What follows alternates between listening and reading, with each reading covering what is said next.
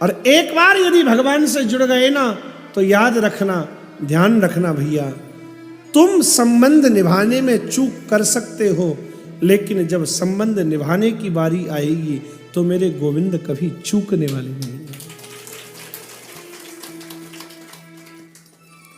द्रौपदी ने श्री कृष्ण के हाथों की उंगली से जब रक्त बहता हुआ देखा था, श्री कृष्ण के हाथों से खून बह रहा है, द्रौपदी ने अपनी बेशकीमती साड़ी को फाड़ दिया।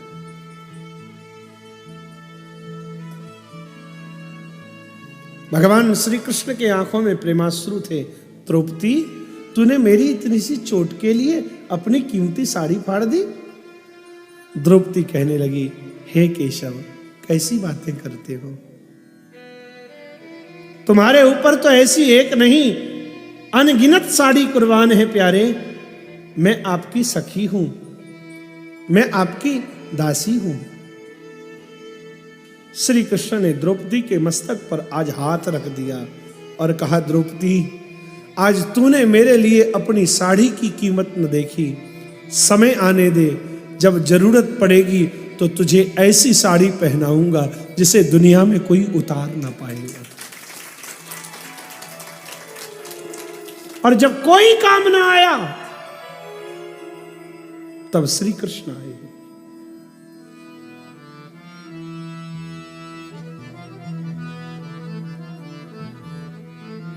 पांचों पति बैठे मौन, कौन गति होई? ले नंद नदन को नाम,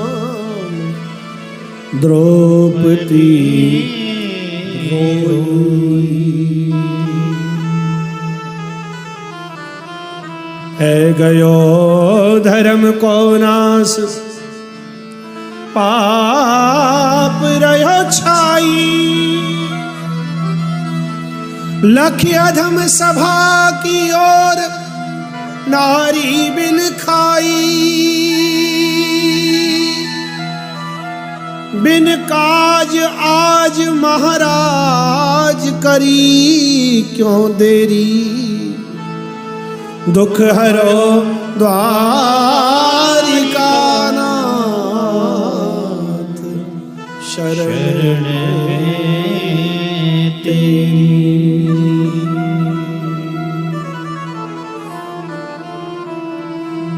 पांचों पांडव मस्तक झुकाए बैठे हैं। भीष्म, द्रोण, धृतराष्ट्र जैसे वीर योद्धा कुछ बोल नहीं पाते। कृपाचार्य के पास में गई द्रौपदी, हे कुलगुरु, आप तो कुछ कीजिए। कृपाचार्य कुछ बोल तो न पाए क्योंकि दुर्योधन का अन्न खाया था, लेकिन आंखों से बस इशारा कर दिया, द्रौपदी कृष्ण को पुकार। हार गई थी द्रौपदी, किसी ने रक्षा न किया। तब द्रौपदी ने कहा, मैं भी क्षत्राणी हूं, अग्निकुंड से उद्भूता हूं, अग्निकुंड से मेरा जन्म हुआ है, अग्नि की पुत्री हूं।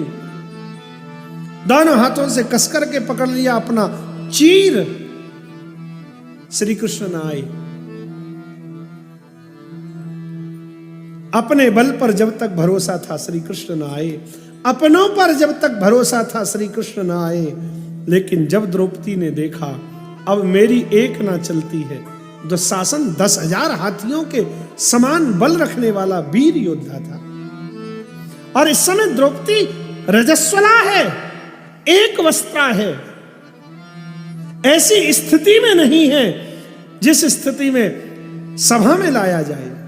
लेकिन ऐसी अव्यवस्थित अवस्था में द्रौपदी के केसों को पकड़कर खींचता हुआ दुशासन भरी सभा में पांडवों की कुलवधू को, भरत वंश की वधू को खींच कर ले गया।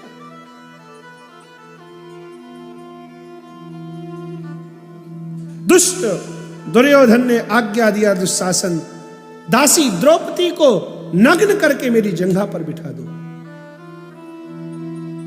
खींचने लगा चीर को। शरीर पर एक वस्त्र है, केवल साड़ी, दूसरा वस्त्र नहीं है। द्रौपदी ने जब तक बल लगा अपना बचाने की कोशिश किया अपने आप को, लेकिन जब देखा अब कोई नहीं है मेरा और इसके सामने मेरी क्या चलेगी, एक अबला क्या कर सकती। तब गोविंद द्वारिका वासिन कह करके श्री कृष्ण को पुकारा। मेरे भाई बहन ध्यान देना, महापुरुषों ने बड़ा चिंतन किया, गहरा चिंतन किया।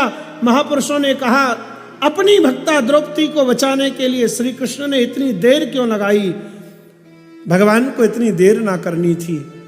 भगवान श्री कृष्ण से जब पूछा गया और स्वयं द्रौपदी ने जब पूछा तो श्री कृष्ण बोले, द्रौपदी मैं क्या करता, तूने मुझे द्वारिका वासिन कह करके बुलाया था, मैं तो वहीं सभा में खड़ा हुआ था, लेकिन तुझे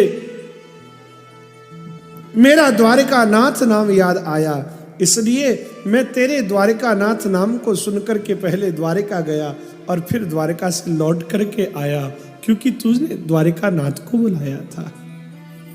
आने जाने में थोड़ा समय लग गया और भगवान आए और क्या हुआ, चमत्कार हुआ है।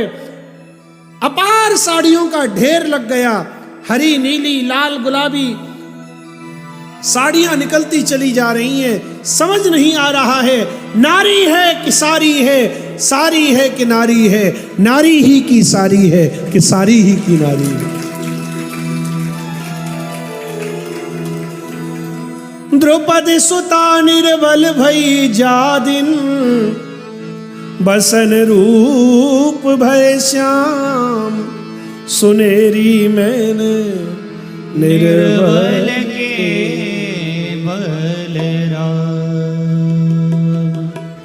आवश्यकता है भगवान से जुड़ जाने की, आवश्यकता है भगवान के साथ संबंध बना लेने की। तेरी शरण में आया